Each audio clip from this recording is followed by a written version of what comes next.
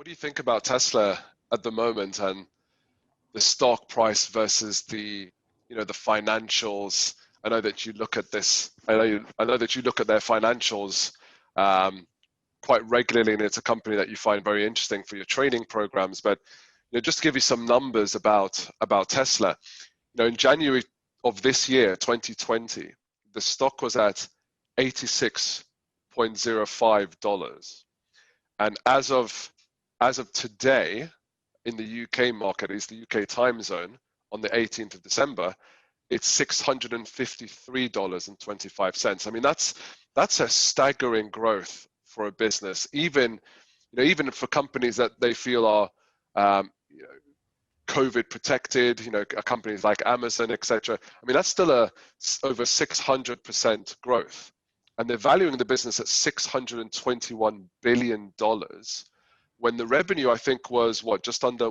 8 billion for this Q3, and it's just a crazy amount. And I wanted to ask you about the finances there, and do you feel the finances stack up? Are there some risks that you feel that the finances tell us in terms of the story for Tesla?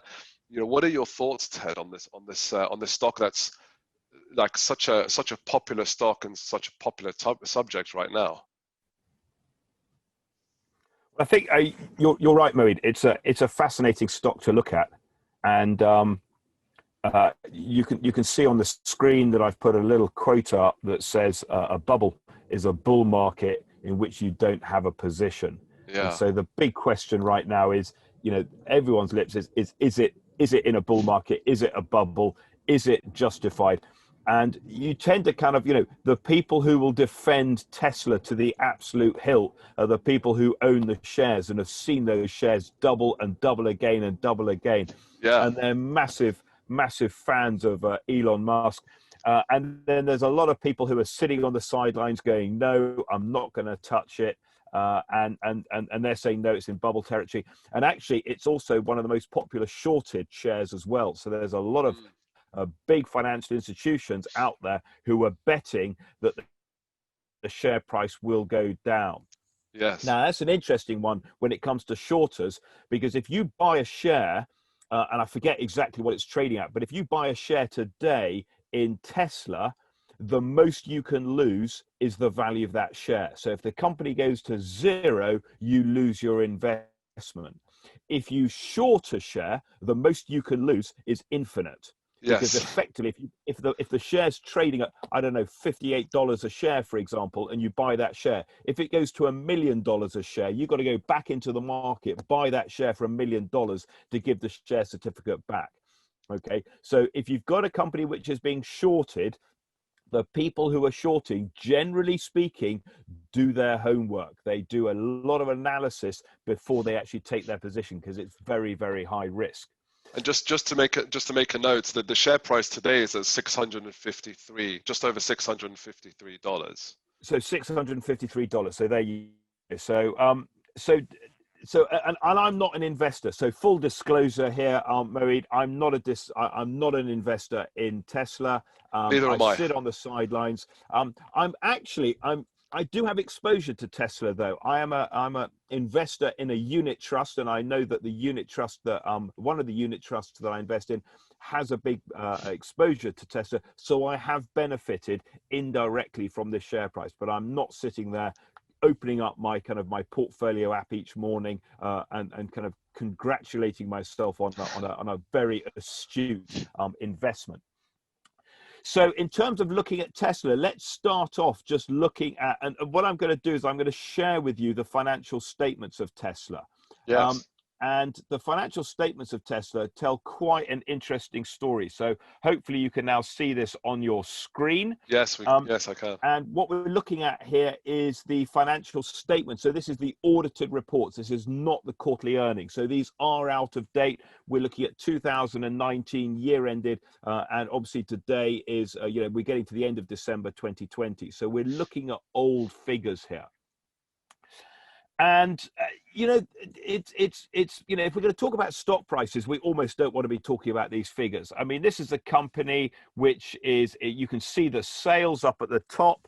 They're growing from 8.5 billion up to about 20 billion over the past few years. So it's a successful story. The cost of sales has been growing as well. It's making a gross profit, not a big amount. It's 4 billion of gross profit.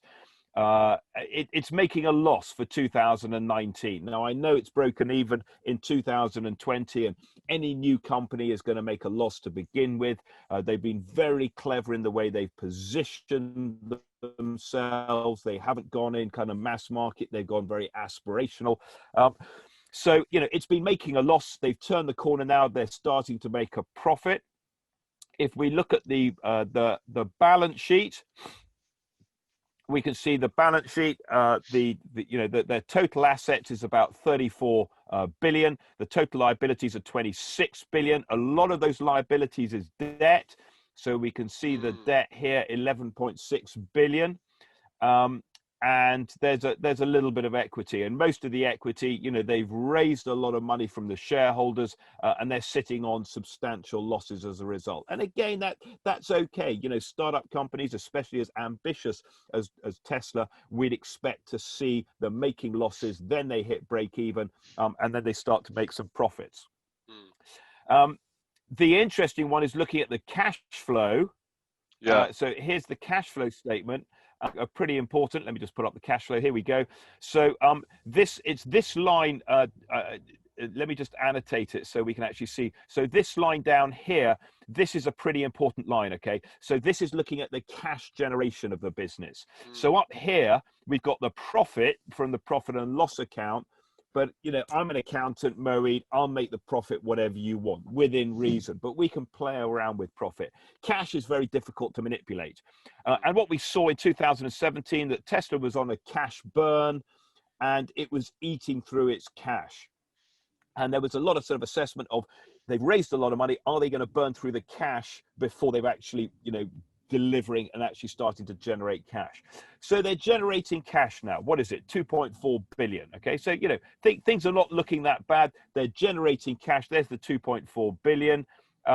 You'll notice a little bit further down, if I just clear that, and we just scroll down a little bit further. What we notice down here, a little bit further down, is here we've got their debt. So they are refinancing their debt each month. You'll notice that these numbers here, they're raising more than they are paying down effectively. Right. So, but the debt is fairly stable. They've got a cash pile. You know, they are, you know, they're sitting reasonably pretty from that perspective. And are they able to? And I know this is something that you look at as one of the 5 things that you look at in the business. Are they able to pay this debt off? It's an important aspect that they are generating cash, but they're not trying to pay off the debt. What they need to be able to do is to be able to service the debt. Now, right. This is a slightly sort of strange company from this perspective. So when we talk about servicing the debt, what we're looking at is comparing the operating profit, which is this number here, and we're comparing it to the interest expense, which is this number here. So the answer is, right now, they can't afford their debt. They're making a loss, an operating loss of 70 million, and their interest on their debt is 685 million. Wow. Okay. Yeah. However, if you look at the trend, what they're doing is that the story with Tesla is we're turning a corner. So the operating profit is getting less and less and less. We look at 2020, then unaudited figures, they're actually claiming, you know, we've made a profit now. The interest is still sitting there. So to a certain extent, as long as they've got the cash in the bank to pay the interest, they're paying it out of the money that they've raised, if that makes sense. Right. So the question really is, are they going to burn through that cash before they actually manage to deliver the goods, start generating cash, and be running as a kind of a normal self-sufficient company?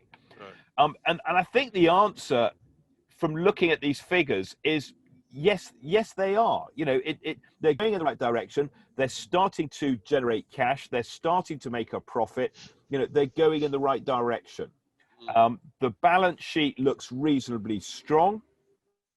We just put up a little analysis of the balance sheet. So here I've plugged a few numbers into my little spreadsheet. So just to make life a little bit easier, we can see. So here is the sales, 24.5 billion. Cost of sales, so the gross margin is about 17%. That's about reasonable for a car company. They're running the business, so they are making a loss. These are 2019 figures. There's the interest, which is very high. We look at the balance sheet. These are the non-current assets. So this is the stuff they need to run the business with. So plant, machinery, equipment, etc., etc. Here's the current assets, which is stock, work in progress, people who owe them money, and the cash they've got in the bank. This is the stuff they have to pay soon. So if we compare these two together, they can meet their obligations as they fall due. I'm not too worried about that. They've got a lot of debt, but they do have equity as well. So they've probably got more debt than they might like sitting on the balance sheet, but they've still got a reasonable amount of equity. They are generating cash, which is good. They're investing, they're raising a little bit of extra money from financing. So their net cash flow from the overall period is positive. People talk about free cash flow, which is effectively, this is the cash flow net of any reinvesting activities. And even there you can see for these guys, they're generating more cash than they're investing. Right. They've got positive free cash flow, and that's a good thing. So at the end of the day, the numbers are looking okay. The big challenge is trying to equate these numbers to the market valuation. Yeah. And just to put some numbers up here. So this is a little bit out of date. This is on the 16th. So this is yesterday's figures that I pulled off the internet. I think you were quoting a little bit higher today, so maybe it's gone up. So, at the end of the day, we're talking big numbers, okay? And the key numbers here are looking down the bottom. We're looking at the market cap yesterday, $585 billion, a PE ratio of 1,223. Now, I'll explain the P ratio to you, but here we got the P ratio 1,223. The market cap is 585. The P ratio is the price to earnings ratio. And effectively, it's the multiple of the earnings that you're buying. So if you buy a company which it makes $1 in profit, and you pay 10 times that $1, you're buying at a P ratio of 10 times. So effectively, for every dollar of profit you're buying in Tesla, you're paying over 1,200 times for that profit. Okay. The other way of looking at it is to turn it the other way around and look at the earnings divided by the price, which gives you the yield. So if you buy, if it's $1 and you pay $10 for it, that's the equivalent of a yield of 10%, for example. So the yield is 0.08%, which is basically 0%. You could get better than that in the bank, which flashes all over this, saying, this is a very, very expensive stock. And it is an expensive stock, and there I've shown the share price, the movement in the share price. I've gone right back to when it started, and you can see it just tootled along, and then suddenly it just went ballistic. It captured the imagination. Lots of people have invested. The market cap we're looking at, we also might like to look at it on What's the NAV? So the net asset value, this is the assets net of the liabilities, okay? So effectively, the number we're looking at is, let me just pull up the balance sheet. It's effectively this number here. It's the equity in the business. It's these two numbers here, okay? So when we think about the NAV, let me just pull up here. Here's the balance sheet. Here's the total assets. These are all of the liabilities. If you close the business down, theoretically, you end up with the net asset value. And the net asset value is the same as the shareholders' funds. So, Moeed, what we're really saying here is that if you want to buy Tesla, what you're going to do is you're going to be paying this market cap here, this $585 billion. That's what it's going to cost you as an individual. Moeed, I don't know if you've got $585 billion stuffed down the back of your sofa, but if you have, I'm not sure this is the best thing to be buying. But let's say you want to buy it. You want to buy a Tesla. What you're actually doing is you're buying all of the assets. You're buying the plant and machinery, you're buying the cash, you're buying the work in progress, but you take on the liabilities, you take on the accounts payable, you take on the debt, etc., etc. So what you end up with is the net asset value.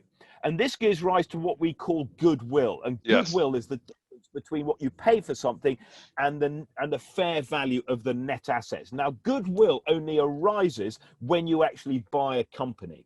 So if you look at, I don't know, Coca-Cola's accounts and you see they've got goodwill in there, that's because Coca-Cola has bought other companies. It's not just Coca-Cola in their range, they've got lots of other drinks as well. Okay, so what we're looking at here, these numbers are basically telling us that, you know, on one hand, it's a very, very expensive stock. You're paying a multiple of earnings. And the other hand, goodwill is very, very high. You're paying a multiple of earnings. Now, I'll give you an example here, Moeed. When Facebook floated on a PE ratio of 100. Okay, yes. That's a yield of 1%. And I looked at it, Moeed, and I said, do not buy shares in Facebook because they are too expensive. Well, Moeed, that's the reason I'm talking to you today. Okay, because if I had made that investment, I would be calling you from my super yacht somewhere in the Caribbean, not from my camper van outside my home in Southwest London. Okay, it was the wrong decision. Okay, yeah. So don't take my advice because I'm not qualified to give you advice, and you can miss out on these bull markets. But what I can give you is my opinion: is this looks expensive. This looks massively expensive. Okay, now the reason I got it wrong on Facebook is, well, there's a couple of reasons. First of all, there was a great potential in Facebook. It was a very young company. It wasn't making a lot of money from advertising. The earnings were very, very low. Not a lot of people were on it. It had a great potential, and I missed that. Okay, so that's the first thing to remember. I should have seen it. I should have made the investment. The second thing is Facebook benefits from what we call the network effect. People are on Facebook. You're on Facebook because I'm on Facebook, and I'm on Facebook because you're on Facebook. My kids aren't on Facebook because I'm on Facebook, but that's a different matter. That's a challenge for Facebook to stay relevant into the future. Okay, but the thing with Facebook is everyone's on it, but because everyone's on it. Okay, I'm here in the UK. You're here in the UK. What's the best-selling electric car in the UK, Moeed? See, I thought it was the Toyota Prius. Okay, but that's a hybrid. But that's right? A hybrid, exactly. Yeah. It's the Nissan Leaf. Okay, yeah. Nissan isn't even. Yeah, we're not even in the figures here. So Nissan makes the best-selling electric car. So what are you buying here with Tesla? Are you buying the fact that?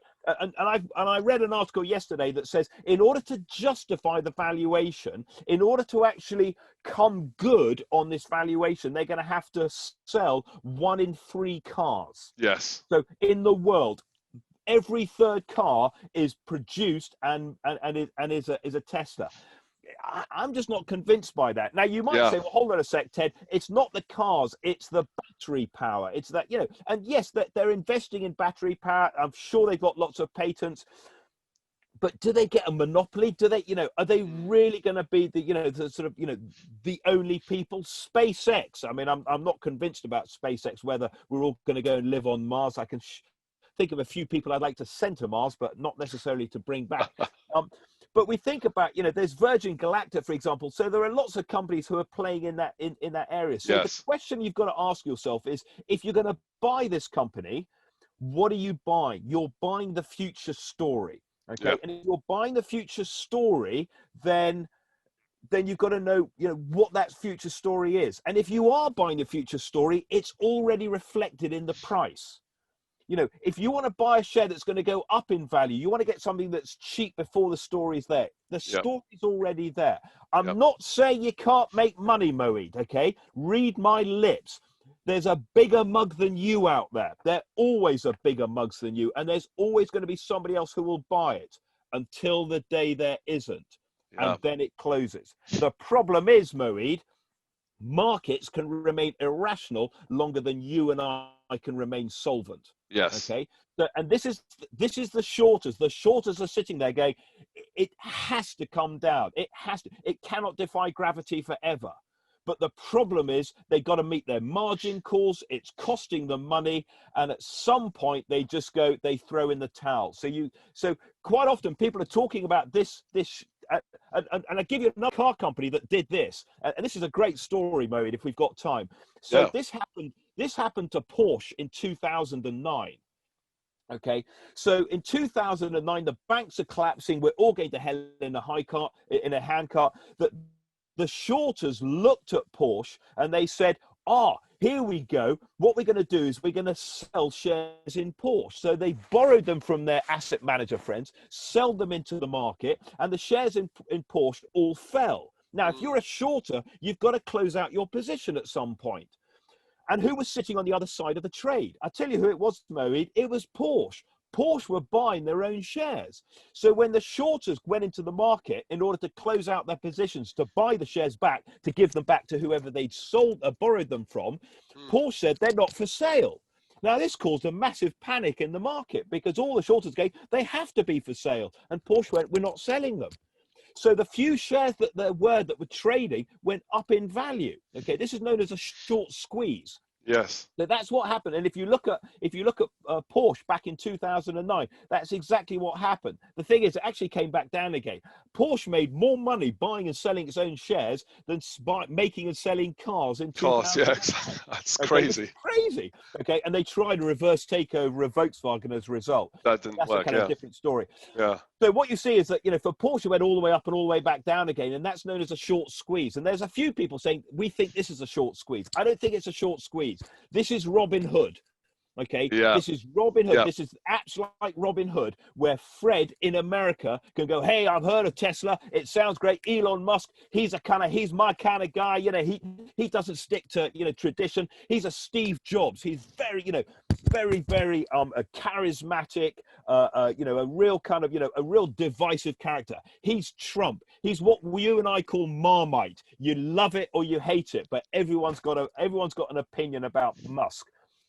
Okay, so there's lots and lots of people, and it doesn't take that many people just to say, I'll just buy a few. I've got a couple of $1,000. I'll stick it into Tesla. Woo! Here we go. Look, I've just doubled it. Hey, I'm on for the ride. Okay, so there's a lot of people who are sitting there, who are sitting on those shares, and you think about the kind of the bar stories.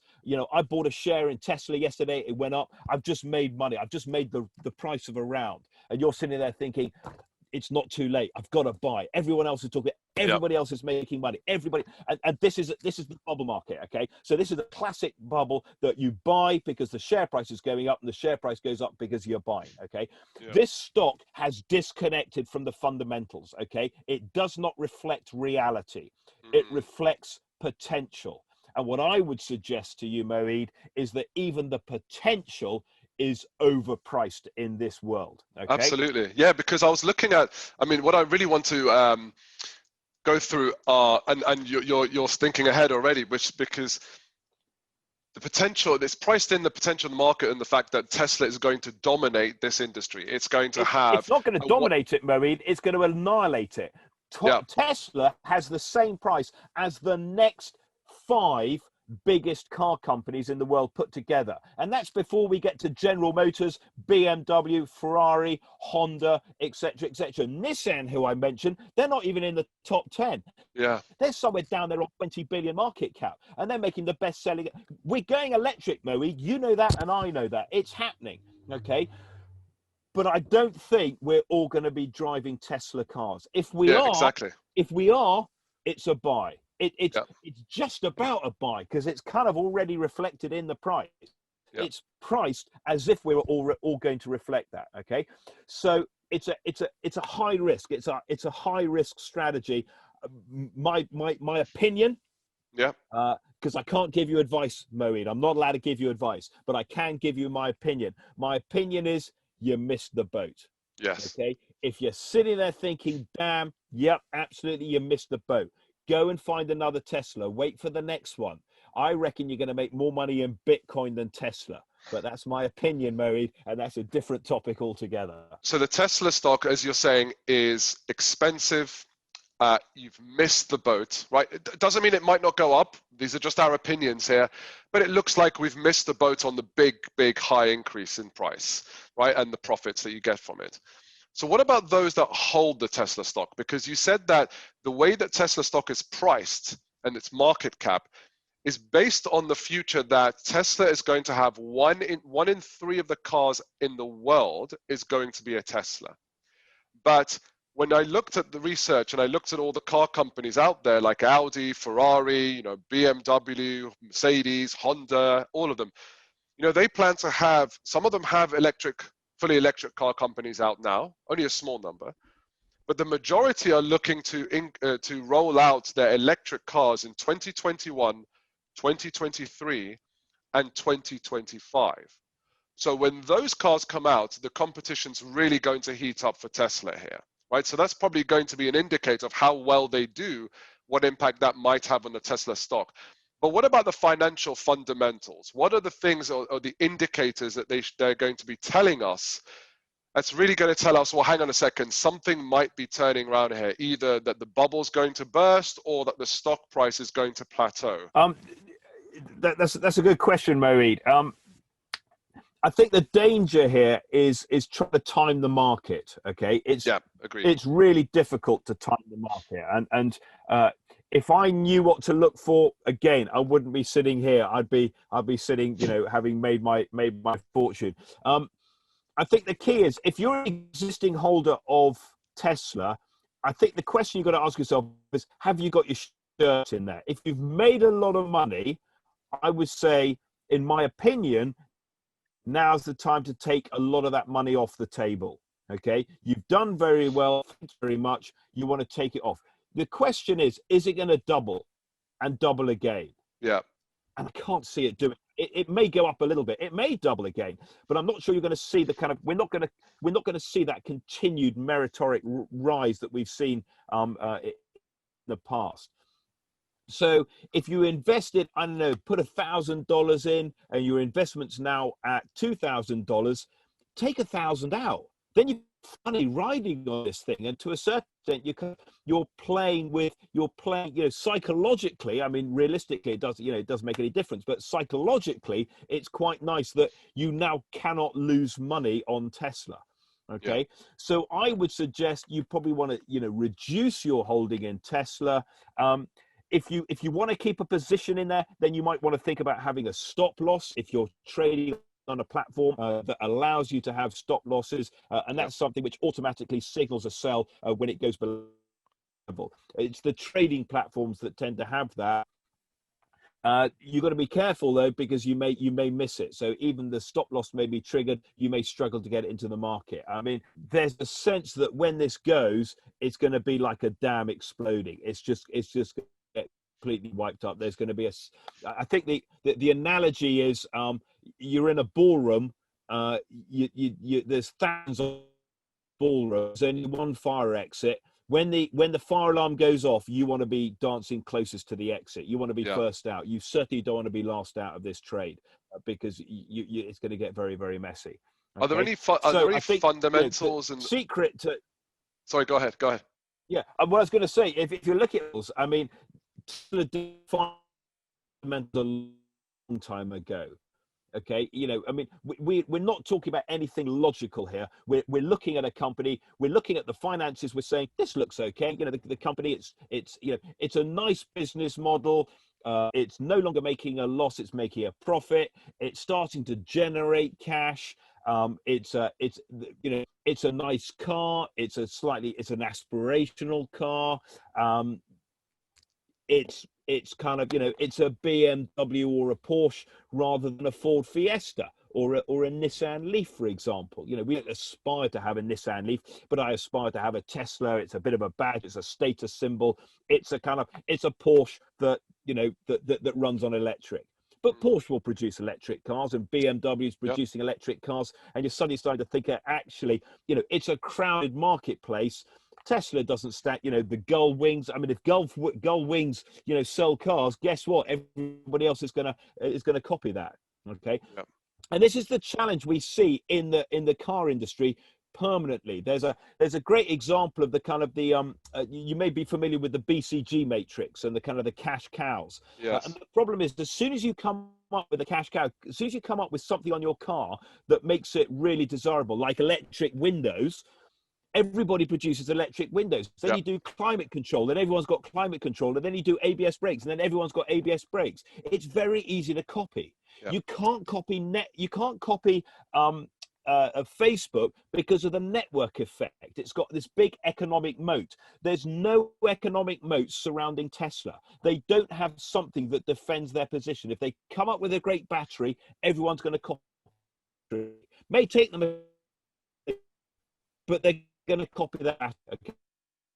Tesla has nothing that says it's going to be, all the other car companies are going to get wiped out. It's going to be the winner. And I think that's the key thing to remember when you're investing in Tesla. It's trading on, it's a bit like somebody saying to me, Ted, tomorrow it's going to be the weather it is in Dubai, but in UK forever. Yeah. And I'm going, well, that's quite nice, and it's possible, but it's unlikely. Okay. Right. And that's what you're buying here. You're buying sunshine forever, that it's never going to fall over. It's, life's going to be perfect. Right. Okay. At some point, you're going to put your hand up and go, Moeed, the emperor does not have any clothes on. Okay. We can call that, and it takes time for the population to kind of agree. So the little boy goes, the emperor hasn't got any clothes on. The question is, how long does it take for everybody to go, actually, you know what? The emperor hasn't got clothes on. And what you've got to remember is that you and I, we're doing fundamental analysis here. We're looking at the accounts. We're trying to get a feel for the company. We're looking at the share price, okay? Yeah. The Robin Hood investors aren't doing that. They see a chart that does that and think, well, if it's done that, if it's gone up in the past, it's going to go up in the future. I'll carry on buying, okay? So I'll put that comment and I'll refer to it again. Markets can remain irrational longer than you and I can remain solvent. It will come down in value. It's a question of when, not if. But the if may be a long time. Yeah. That's my opinion, Moeed. Right. So, yeah. So if you've got the stock, you've won anyway, especially if you've bought it earlier on in 2020. Exactly. You've made money. Psychologically, you're not going to lose any, so don't worry about it. And actually, that's a great position to be in. Profits. Yeah, and actually, that's a great position to be in psychologically as an investor, right? If you're always going to win. Absolutely. Right. And some people think, well, I could have won more than if I didn't sell it. But you can never price the market. No one knows. Even Warren Buffett says it, and he's worth 48 billion. Absolutely. So if he's saying it, then it's got to be right. Right. So, yeah, absolutely. You don't have to get in at the bottom, and you don't have to get out at the top. No. Okay. But you want to get out before it turns. Yeah. Right. So we have to look at the market. We've got to look at the other players out there. And you're absolutely right about the automotive industry. I've worked with companies like Valuation, etc., that do automotive supplies, and they've said exactly what you said, which is once something comes out as new technology, it becomes a commodity very, very quickly. Everyone's done it and the price goes down. So I guess it's a question of how long Tesla is going to be able to run this advantage. And even with the patents that they have, the patents that they have on the battery technology, it's really a question of how long they can protect, or how long until someone is able to copy it in a way that's legal, and come out with their own alternative version of those batteries. And the other thing we have to look at are the tax credits, because I think it's about 1 billion per quarter that comes from the tax credits that they sell to other automotive makers. So that's something to look out for. There's been a lot of buzz about this on social media. So if the regulators in America change their policy on this, that's going to be an interesting thing to watch out, because it will dip their revenue per quarter there. And also, once those car companies that they sell those tax credits to, but we've got to. Yeah, you're absolutely right. But the challenge here is that when we talk about the tax credits, and I'm not a tax accountant, so I don't exactly kind of know exactly what it is. But I mean, whether they're making a profit or a loss, that's a psychological thing. Yes. Tesla's now making a profit. Fantastic. It's making that much profit. Bit like me saying, Moeed, I found $1 down the back of my sofa. I'll sell you my sofa for $1 million. And you're thinking, oh, there might be some more. There might be at least $1 million down the back of that sofa. I'll buy it.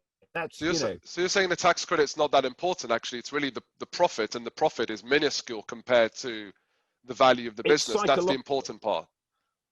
Absolutely. So the profitability of the business, the ability to generate cash flow, it has turned the corner. I think it looks profitable. It'll be interesting to see the audit accounts to make sure that that the auditors actually like it, and make sure that, because what we're looking at for 2020 is unaudited accounts. It'll be interesting to see the auditors make sure that it is okay. Tax credits. If you make $1 loss and you turn around and make $1 profit, that's a great market story. We're now profitable. Okay, you're only making $1, but you're still, the story is there. Tesla's turned the corner. It's defied its critics. And you start to kind of, people buying into that. Tesla, it'll never make money. It'll go out of business. It'll burn through all its cash. It hasn't. It's done. It's a great company. Don't get me wrong. Yeah, I'm a agreed. big fan as a company. I'm just not going to pay that price for it. Yeah. It's a bit like, you showing me your house, 2 up, 2 down. And I say, Moeed, it's a lovely house. And you say, Ted, I'll sell it to you for $26 million. I'm like, Moeed, you're living in cloud cuckoo land. I'm not going to pay that much for your house. It's a lovely house, don't get me wrong, but I'm not going to pay that much for it. Yeah. Okay. So be careful, buying into this stock now, because it's overpriced. You've probably missed the boat there. In our opinion. But there are, how many companies was it? Tens of thousands of companies out there that you can still trade on the public market in America alone. So there's certainly other better deals to be had, in our opinion, based upon the financials and where we see the potential for the business. So this was really interesting, right? So, because there's been a lot of buzz about those tax credits, but you're saying it's not really the thing to look out for. It's so minuscule. One thing. I'm not a trader. Trading is about short-term, taking a short-term position. Yeah. So quite often it's about buying a stock and then selling it, sometimes the same day. The hedge funds are trading nanoseconds. It's called high frequency trading. Okay. Yeah. I'm a long-term investor. I'm a buy and hold. And that's what Buffett is. And he's made a lot of money out of buy and hold. Yeah. I don't think this is on Warren Buffett's. Yeah. So I don't think this is on Warren Buffett's buy list. Okay, as a buy and hold. If you want to trade it, then that's a different story altogether, because you're looking at momentum, you're looking at kind of market movements on a day-to-day or hour-by-hour basis. Okay, but for you and I, with a long-term buy and hold, this buy and hold opinion, I'm good. Yeah, great. Well, look, let's see what everyone comments about this. We'd love to hear what everyone has to say, and what are their thoughts on Tesla? Do they think it's a good bet to have even now and it's got long-term value, or do they think it's going to go down and somehow, and in some way, shape, or form, the bust is going to come through and it's going to be a big drop? So yeah, let us know what your thoughts are on the comments below. Like, share, subscribe, and we'll come back, and Ted and I will talk about another company that's a hot topic right now and really popular. But Ted, thank you for sharing your thoughts. This was really, really interesting, and to get your viewpoint on the financials. Okay, well, thanks a lot, Murray. Good to talk to you again. Cool. Thank you.